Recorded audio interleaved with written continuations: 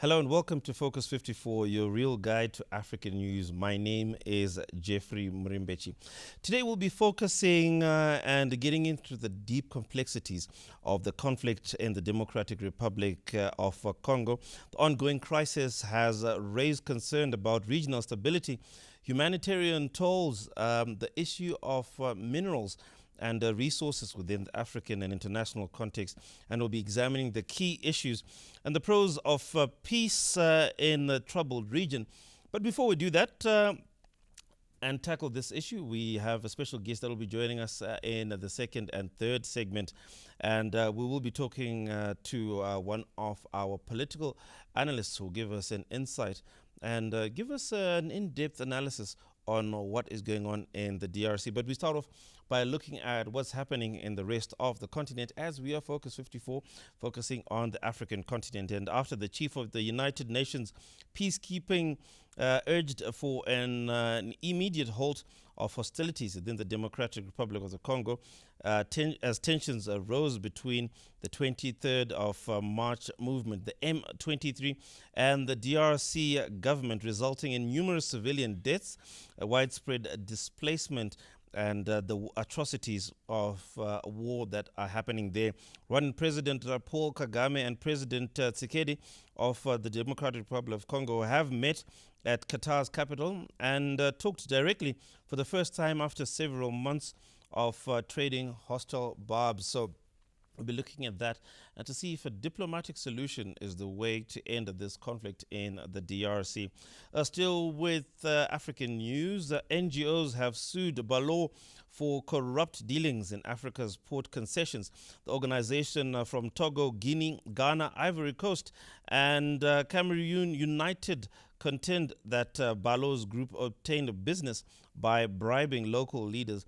Balo Africa Logistics operating 16 ports as well as warehouses across the continent before being sold to MSC Shipping Group for $6 billion United States dollars. And at the moment we start mentioning countries like Guinea and Togo and Ivory Coast, you know that that region is uniting against corruption, and we'll be following those and many stories. Remember to go on our social media pages, ZBC News Online, to get all of your African news.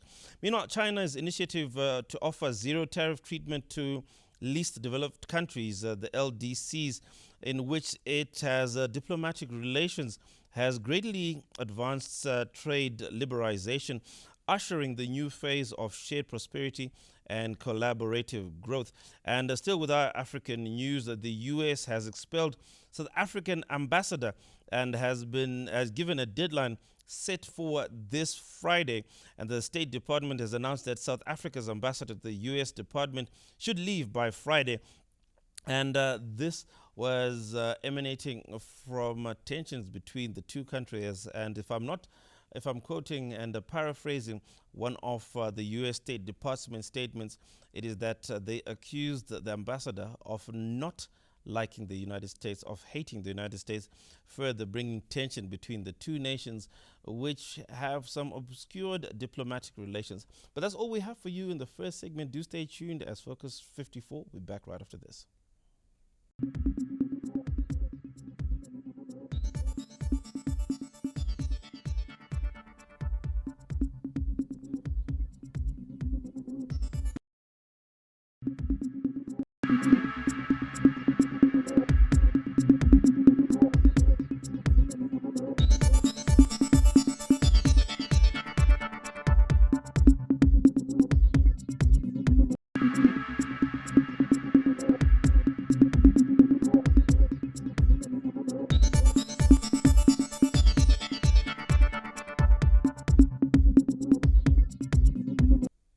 Welcome back to Focus 54, and now we're in the second segment where we're diving deep into the Democratic Republic of the Congo, which continues to have a major concern in the region. And we're joined in studio by political analyst Mr. Elton Ziki, who is here to help us understand the complexities of the DRC and the conflict that's going on there. Mr. Ziki, Good to have you. And sorry to put you on the spot on a very controversial African, regional, and international story. Mr. Ziki, let's start with SADC's involvement. What are the main goals of, Southern African nations, the developmental community, coming through as far as intervening in this DRC conflict? Thank you, Jeff. The DRC issue is quite a complex issue that has evolved over quite a long period of time. And the complex approach that has been taken by the regional groupings, including the EAC, SADC, taking the lead through the chair, His Excellency Comrade Didi Mnangagwa, in his wisdom and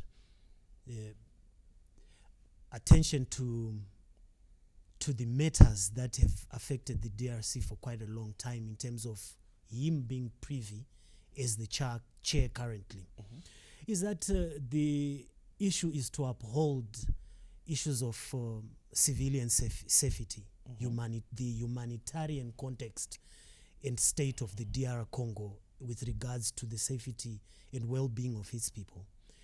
And the SADC's aim is also to strengthen the territorial integrity and sovereignty of the DR Congo by supporting its actions and desires for peace within the conflict.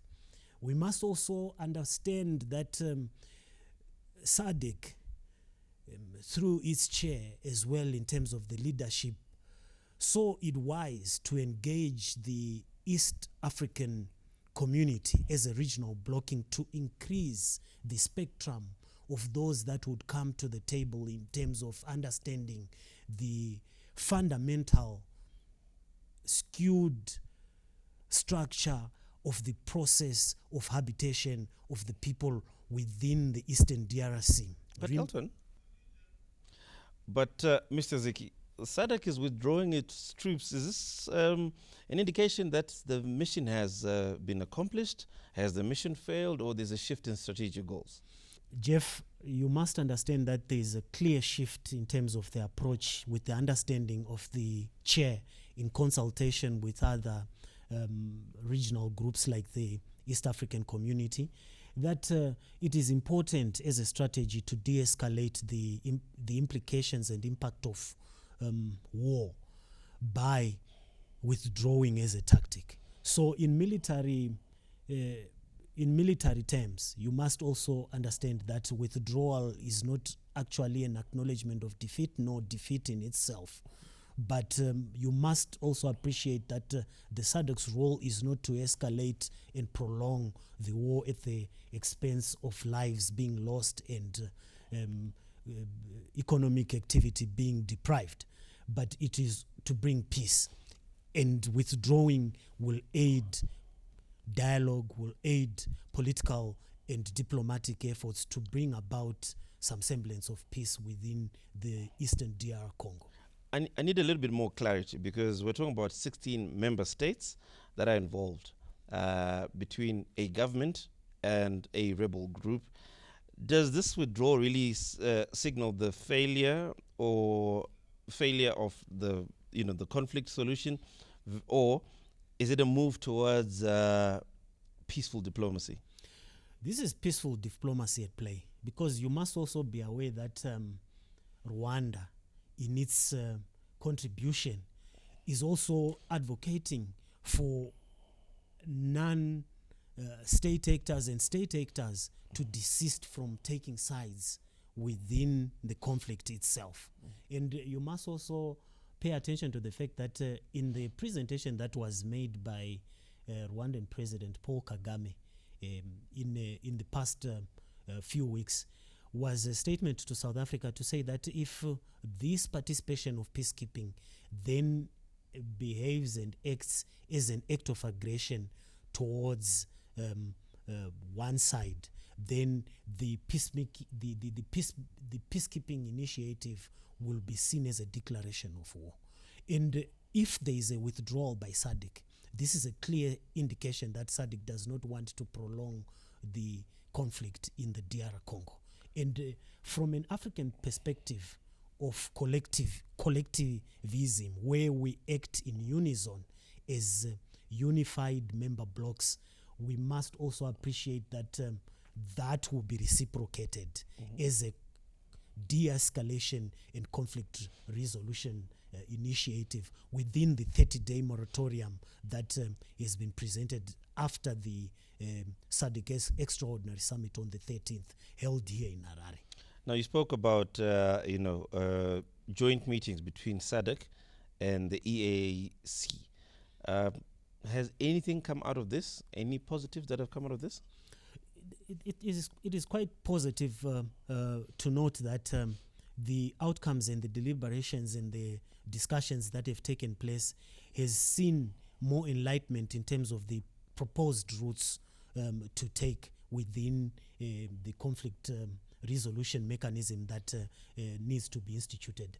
And the underlying issues that are complex are also to do with the territorial boundaries, are also to do with ancestral lands and ethnic lines of balance. So you're saying that the meeting, the first face-to-face meeting between the Rwandan and the Congolese president in Qatar is one of these byproducts of diplomatic talks? This is the culmination of the processes and the concrete stand that has been taken by SADC to result for the first time a face-to-face meeting of these two leaders, so that they are able to share and cross-pollinate in terms of what each side has to offer and is offering in terms of bringing a lasting peaceful solution that will result in a ceasefire, that will result in the acknowledgement of the impact and effect of the borders that is cut right across through ethnic societies and put them asunder on either side of the divide of either Burundi, Uganda, or Rwanda. Yet these are people of one ethnic group that should, by the very nature of coexistence and Ubuntu, coexist and cohabit. Well, Mr. Ziki, we're going to take a short break because from our political analysts, I think breakdown of the diplomatic talks and the process leading to these two presidents finally having a face-to-face meeting, it is clear that African nations, especially SADC and the EAC, would like a peaceful solution. But as we come back to the third and final segment of Focus 54 regarding the Democratic Republic of the Congo crisis and conflict, we're going to get into some very painful questions, one that some of which have been constant on our minds, and we're going to be asking our expert who really has to benefit from conflict in the DRC.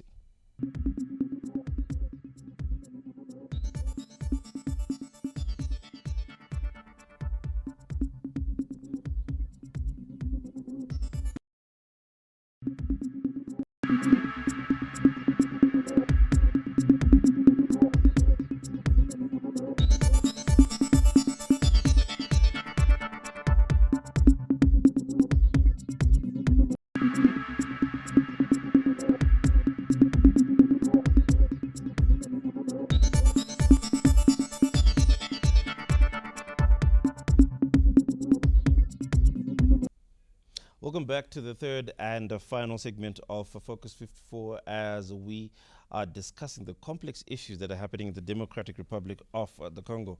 Now, Mr. Ziki, you have spoken about diplomatic talks, and I think you've pretty much given us the ideal standard of how the region is supposed to go forward. SADC working with the EAC, and these two leaders are coming together.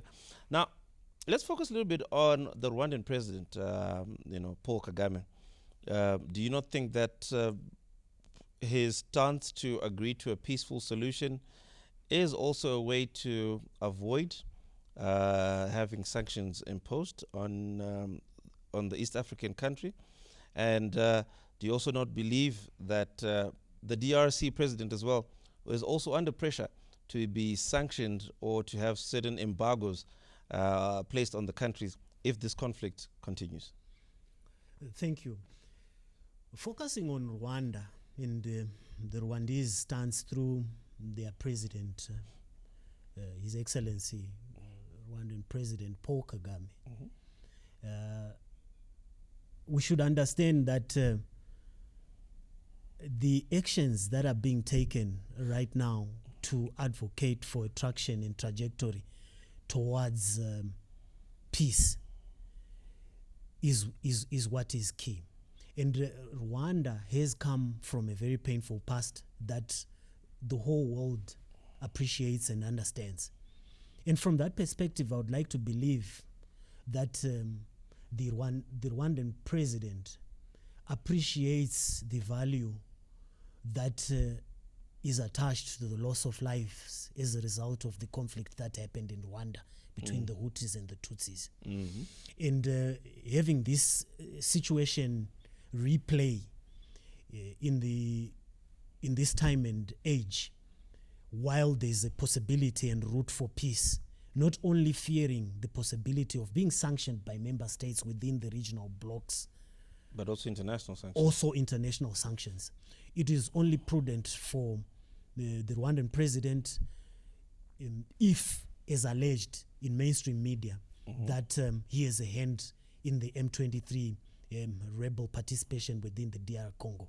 But is the option of direct negotiation between the DRC government and M23 still an option?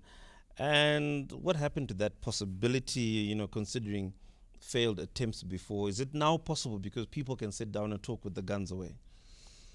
In a conflict, Jeff, there is always room for compromise for the purpose and benefit of peace and the displaced populace, which includes the women and the children and the vulnerable as well as the elderly. Apart from the economic considerations of prospects for trade in a peaceful environment within the DR Congo in the Great Lakes region, including Goma and all the other areas, it is important that the M23 considers direct talks with DR president. Do they want that? When concessions are made, when compromises are made, eventually the dialogue table and the role for diplomacy as well as political intervention that is happening at highest levels of regional blocs with the able leadership of His Excellency Comrade Idi Mnangagwa, that these first time occurrences have happened. For instance, the current meeting, the recent meeting held by Paul Kagame and the leader of the DR Congo, face to face.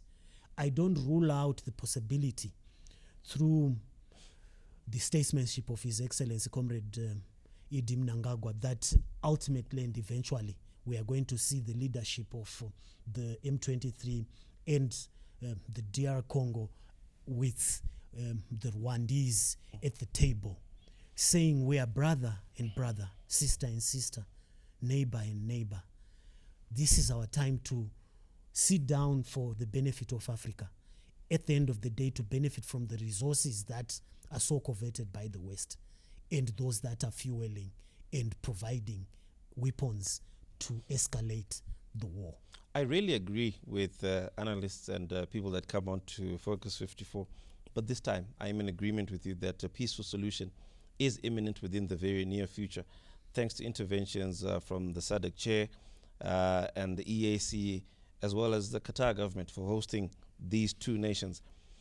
But finally, looking ahead in terms of African solutions, what are the chances that there will be a lasting peace solution in Eastern DRC? What are the key steps to make sure that we achieve this in a sustainable way to go for a 10, 20 to 30-year block without these conflicts happening? Thank you, Jeff. I think you raise a very key point in terms of saying what would be the lasting solutions, what would be the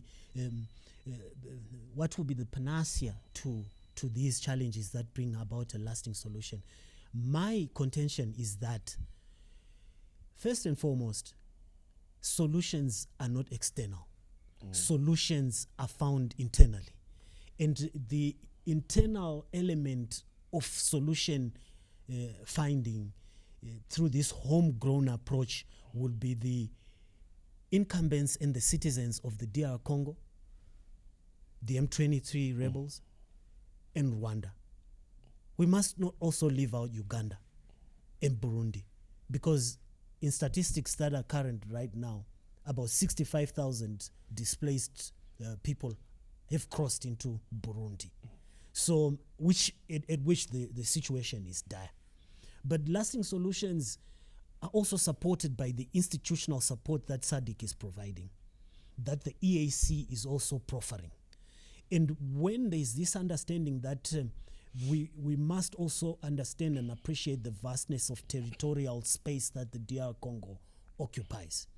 And if it is to do with issues of ancestral lands and who has the right to ownership of which part of the Congo, I think these are the issues that they themselves, from an internal perspective, will understand with the support of SADC. But first and foremost, they should also be the ones to appreciate the value of peace and the value of the sanctity of life. It's something that we have achieved. Mr. Ziki, we can go to town about this, and thank you so much for sharing your insights on Focus 54. And we hope that the peaceful resolution in the DRC comes through very soon. And for those of you watching us from home or watching us online, you can add your views and comments on our social media. Remember to follow us on our YouTube page, that is ZBC News Online, Facebook, as well as our X. We're also on TikTok. But back home, we need to ask you one very pertinent question. Considering everything that we have discussed on Focus 54, who really has to benefit from African conflicts when resources are the bone of contention, territorial disputes, and the imminent rise and the perpetual rise of armed groups that stand up against governments, that stand up against the citizenry of various countries? You can let us know your thoughts on that on our social media pages. But that's all we have for you today. You can join us in the next episode. My name is Jeffrey Murimbechi, and you can also follow me online.